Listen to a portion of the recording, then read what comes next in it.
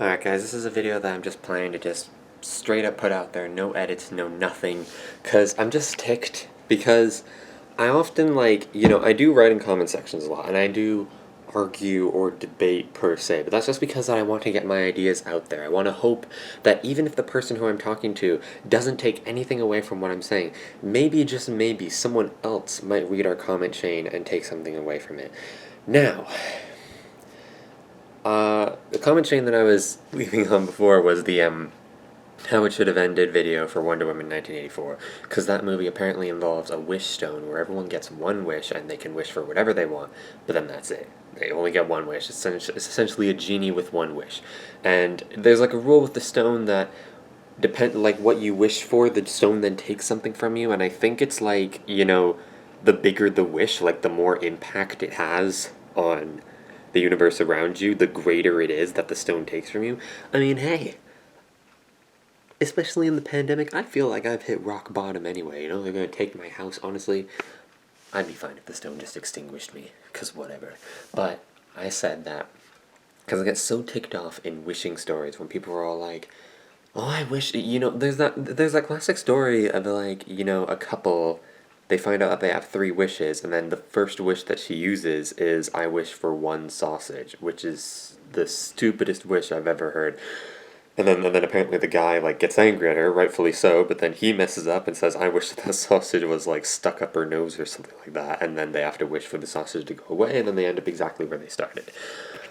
So if you have a wish, it's not something that you should just, gloss over. You should be like, I wish for $1,000,000. If you're gonna do that, why not just wish for an infinite amount of money? But I've been spending years, pretty much, trying to craft the perfect wish, and I think that the perfect wish that I could say is, I wish that everyone would have an entirely happy existence, both on Earth and in the afterlife, with no wars, and/or pandemics, and/or anything negative whatsoever. Now, naturally, because humans are a bunch of cynical guys, they all started to poke holes in the wish and try to find whatever. And I'm not trying to be, I know that I sound, arrogant, me saying this, and pretentious, but, it just sounds like an insult to me. I spent all this time trying to craft the perfect wish, and then I finally get it, and people are still... What really ticks me off is that the stuff that they're saying doesn't even really make sense to me. It's get over it. So the first rebuttal that I heard to this, what was the first rebuttal? Oh, frick, I don't wanna have to make an edit, but I forgot what I was gonna say. Oh yeah, one of them was saying, I don't want to live in an afterlife. I find the idea of being extinguished much more peaceful. I'm sorry, man. First off, you're lying. Even if you truly do think that you would rather be extinguished than live an actual happy existence, I think subconsciously deep down you know that that's not true. So, what the frick was I saying? Oh yeah, so even if that were the case, the wish would take that into account. They would send you to an afterlife after you die, and it'd be like in The Good Place. The wish will give you everything that you ever wanted in the afterlife, and then it'll also give you a door right in front of you, that if you walk through it, you will be extinguished forever. And you can choose to go and enjoy everything that the afterlife has to offer, or you can walk through the door. The door will never go away. You can stay here for as long as you want, and whenever you're ready, walk through that final door and be at peace. I think that's what every afterlife should have. Of course, then there's kind of the intimidation of you accidentally falling through, but hey, it's the afterlife and you're happy, and the whole point is that it's crafted around whatever. Whatever will make you more relaxed, you're not going to fall through that door by accident. But anyway, what happened in the video that made me say this, because YouTube keeps deleting my comments of me explaining, but anyway, the point is that they said, a lot of people are saying, that would probably strip people of free will. Okay, first off, I have no idea where you're getting that from.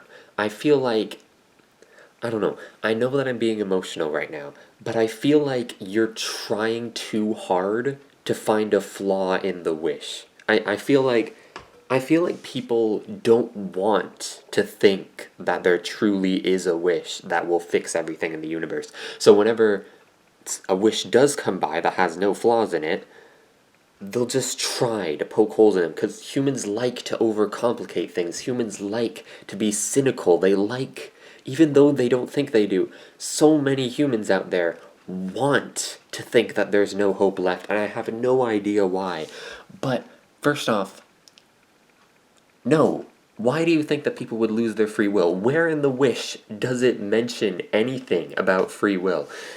If I ended the wish by saying, and don't strip anyone of their free will, would that make you happy? But finally, just the final thing that I know that people are going to throw crap at me for, but I just really want to say, is even if the wish strips us as free will, is that such a bad thing? I know that people are going to throw crap at me for that, but think about it. If the choice actually came between true happiness and free will, would you honestly pick free will? Because I honestly think that if you truly think about it, and you truly think, I could have everything that I want, and it's just I wouldn't be in control, or I have free will in a sucky world, I truly do not think that most people would pick the free will if they truly thought about it. I feel like deep down subconsciously everyone realizes that the happiness is the right option. I know that people are going to disagree with me on that. I know that no one's ever going to listen, no one's ever going to agree with me on that, but I'm just hoping that me saying this is going to unlock something in someone's mind. Because it's like the classic question. No, people are asking the question, if a tree falls down and no one's around to hear it, does it make a sound? Of course it does. I know that's all about your definition of a sound, but it does make a sound. Set up a video camera and record the tree falling over. The camera will record the sound that it makes, even though no one was around to hear it. The tree does make a sound. People are still debating about this today. But also, there's the classic question, would you rather live in the real world, or would you go into a simulated world where the ups and downs of life are completely replaced by nothing but ups, and you just don't know that you're in a simulated world? I know there are no stupid questions, but this sounds like a stupid question.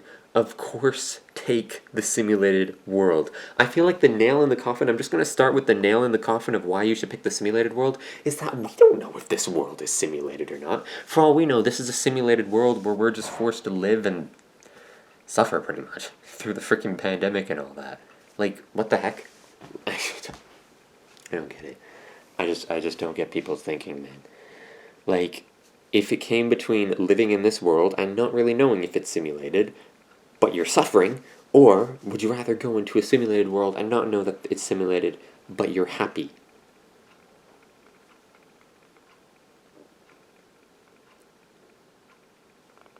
Enough said.